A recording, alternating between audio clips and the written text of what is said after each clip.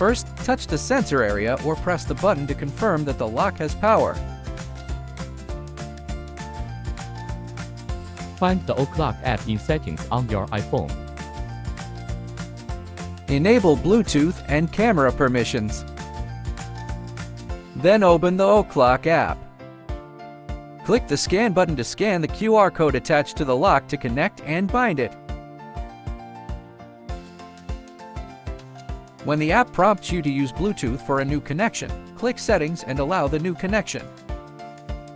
When prompted to turn on Bluetooth, confirm that Bluetooth is turned on in the control center. Touch the sensor area to wake up the lock and connect.